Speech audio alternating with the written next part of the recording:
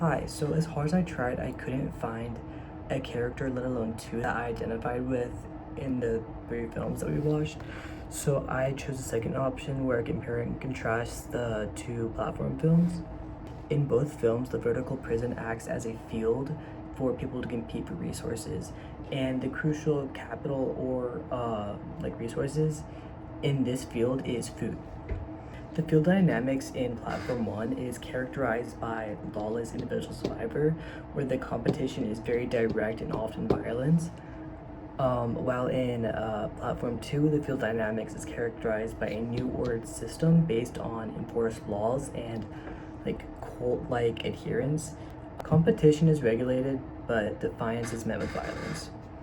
The economic capital or food in Platform 1 is highly scarce and unregulated among lower levels, which leads to immediate gluttony and greed among the higher levels.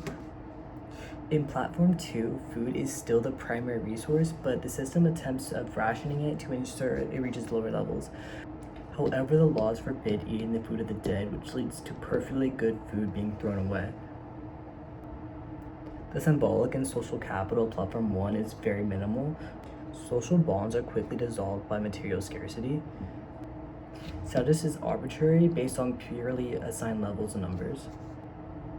While in Platform 2, symbolic and social capital is very high, social capital is concentrated among loyalists and the anointed ones, who gain authority and protection by enforcing law and adhering to the master's myth.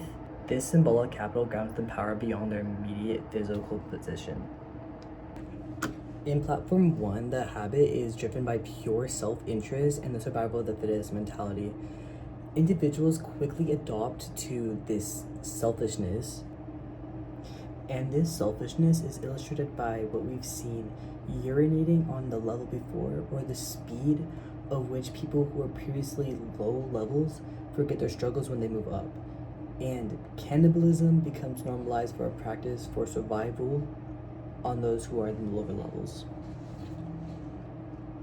But in Platform 2, the system attempts to impose the habit of blind obedience and socialist fascism. Characters adopt this disposition and believing in the law's ability to create fairness and order. However, this enforcement is rigid. Those who attempt to interpret the law are punished, and those who defy it, like the barbarians, continue to threaten its fragile order. Platform 2 shows that this system of order is quickly exposed as another form of cruelty and violence, leading to a chaotic revolution. Control is maintained by the artificial scarcity and the false ideology of opportunity. People enter voluntarily seeking a reward, like a diploma or 2 quick smoking. The system is presenting as a social experiment or a vertical management center. The mechanism in Platform 2, control is maintained through a centralized fascist structure involving a strong leader and the anointed ones acting as enforcers. Compliance is secured through a blend of hope and terror. The breakdown of hegemony in Platform 1 is when the ideology of the experiment is exposed as a lie, when the main character realizes there are far more levels than the administrators claimed. This system relies on the fact that those who move up quickly forget those who are below, and preventing solidarity. In Platform 2, the hegemony begins to collapse when the character realizes that the system's brutality is designed not for fairness, but to maintain the power of enforcers.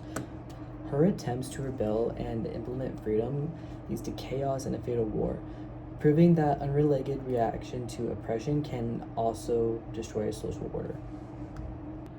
So ultimately, Platform 1, which is the system of self-management, fails because participants can't overcome their selfish habits, while Platform 2, which is the system of enforced law, it fails because the ruling ideology are based on abusive control and terror. Both systems fail to deliver a true and sustainable form of solidarity.